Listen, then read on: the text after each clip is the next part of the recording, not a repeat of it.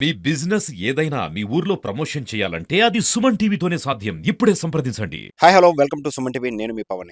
ఈరోజైతే శ్రీకాకుళంలో ఒక 14 ఏళ్ల బాలుడికి ఏం కష్టం వచ్చిందేమో తెలీదు. చూస్తున్నారు కదా! ఆ బ్రిడ్జి మించి గెంచి ఈరోజైతే ఆత్మహత్యా ప్రయత్నం అయితే చేసుకున్నాడు. అసలు ఎందుకు అంత కష్టం వచ్చింది? ఏం చేసిందో తెలీదు గానీ. అయితే గెంతిన అబ్బాయి ఎలా ఉన్నా సరే క్షేమంగాను అయితే ఒడ్డుకైతే తీసుకొచ్చేశారు.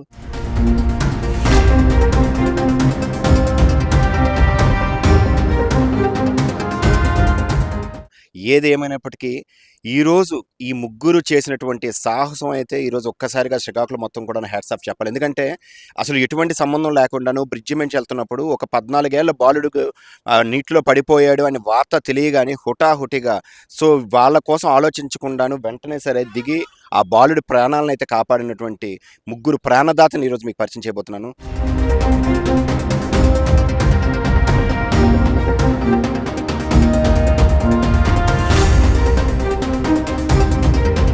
ఫస్ట్ మీకు అందరికీ కూడాను హ్యాట్స్ ఆఫ్. అసలు ఒక బాబు లోపల పడిపోయాడు అని తెలియగానే అందరూ కూడా ఇప్పుడున్న సమాజం ఏంటంటే చూశారు, ఫోటోలు తీసుకున్నారు, వీడియోలు తీసుకున్నారు.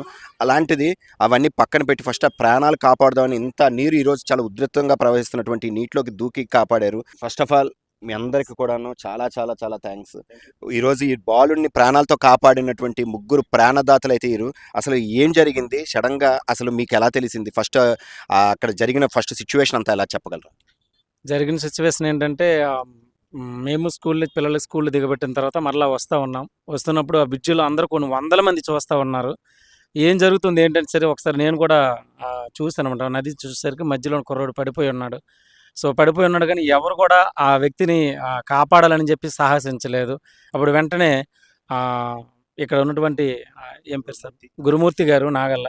ఈయన ఏం చేశారంటే అక్కడ చేపలు అమ్ముతున్నటువంటి ఈ బొమ్మాలి సూర్యనారాయణ గారిని తీసుకొని ఈ దగ్గరికి వచ్చారనమాట. అంతకు ముందే అనమాట నేను స్పీడ్‌గా ఇక్కడికి వచ్చాను.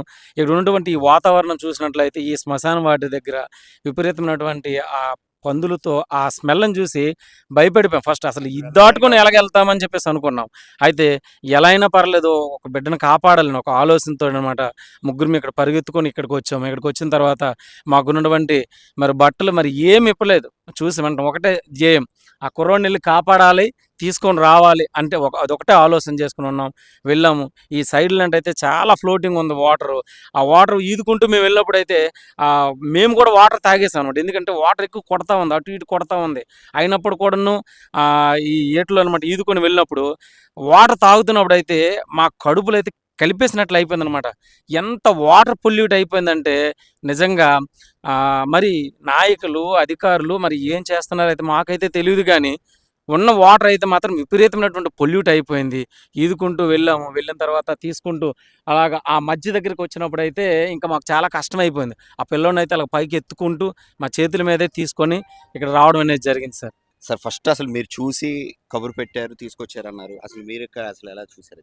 యాక్చువల్‌గా ఏంటంటే పాపని కాలేజీలో డ్రాప్ చేసేసి రిటర్న్ ఇంటికెళ్ళిపోతున్నానండి. వెళ్ళిపోతుంటే బ్రిడ్జ్ మీద వందలాది మంది జనాలున్నారు. ఏం జరిగిందా ఏంటని బండి ఆపి పక్కకు చూసేసరికి ఒక 14 సంవత్సరాల కుర్రోడు కరెక్ట్‌గా బ్రిడ్జికి మధ్యలో పడిపోయి ఉన్నాడు కిందన. ఆ పక్కనోళ్ళు ఏం జరిగింది ఏంటంటే పైనుంచి దూకేసాడని చెప్పారు.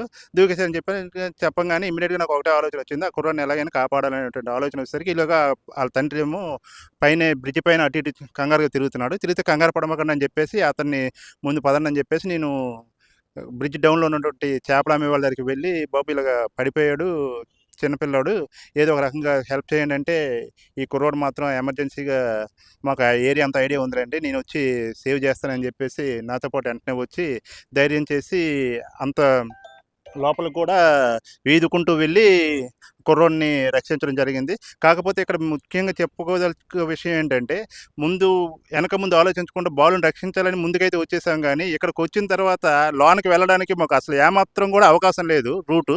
అంటే మొత్తం బురదమయం, కాళ్ళు దిగబడిపోతున్నాయి. కానీ ఏదో రకంగా ఆ బురదమయం అవి లేకుండా ఏదో రకంగా గవర్నమెంట్ వారు కానీ, నాయకులు కానీ ఈ శ్రీకాకుళం పరిసర ప్రాంతాలని శుభ్రంగా ఉంచాలని చెప్పేసి కోరుకుంటున్నాము. దాంతోపాటు ప్రజలు కూడా గవర్నమెంట్ కల్పిస్తున్నటువంటి అవేర్‌నెస్ ఏదైతే ఉందో, ఈ ప్లాస్టిక్ వ్యర్థ పదార్థాలు గానీ, ఏవైనా గానీ గవర్నమెంట్ ఏ సూచనలైతే చేస్తుందో, ఆ సూచనల ప్రకారము సేవ్ చేయాల్సిందిగా కోరుకుంటున్నాం. బాబు అసలు కంప్లీట్‌గా ఆయన చెప్పంగానే అక్కడ నువ్వు చేపలు అమ్ముతుండేవి వెంటనే నీ వ్యాపారాన్ని కూడా వదిలేసి ఒక బాలుని కాపాడాలని వచ్చినందుకు నిజంగా నీకు థ్యాంక్స్. అయితే గంగపుత్రులు అంటారు, మీరు నిత్యం ఈ నీటిలో ఉంటారు. అసలు ఈ నీరు ఉద్రిక్త చాలా ఎక్కువగా ఉంది.